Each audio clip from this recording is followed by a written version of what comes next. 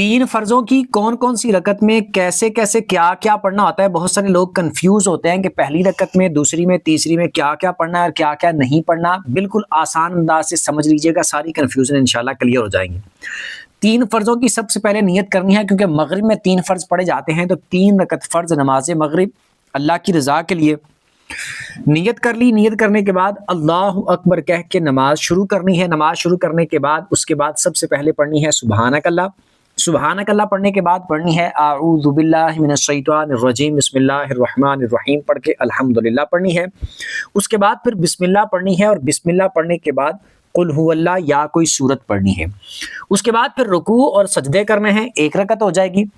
دوسری رکعت کے لیے جب کھڑے ہونا ہے تو اس میں سبحانک اللہ نہیں پڑھنی، سیدھا پڑھنا ہے آپ نے بسم اللہ، اور بسم اللہ پڑھنے کے بعد آپ نے الحمدللہ پڑھنی ہے۔ اس کے بعد پھر بسم اللہ پڑھ کے آپ نے قل هو اللہ یا کوئی سورت پڑھنی ہے۔ اس کے بعد پھر آپ نے رکوع اور سجدے کرنے ہیں، اور پھر التحیات پر بیٹھ کے التحیات پڑھنی ہے، آگے درود اور دعا نہیں پڑھنی۔ التحیات پڑھنے کے بعد تیسری رکعت کے لیے کھڑے ہو جانا ہے۔ تیسری کو آپ نے سٹارٹ کرنا ہے بسم اللہ سے، اور بسم اللہ پڑھنے کے بعد آپ نے الحمدللہ پڑھنی ہے، اور تیسری میں سورہ فاتحہ کے بعد سورت ملانا قل هو اللہ پڑھنا یہ ضروری نہیں ہے۔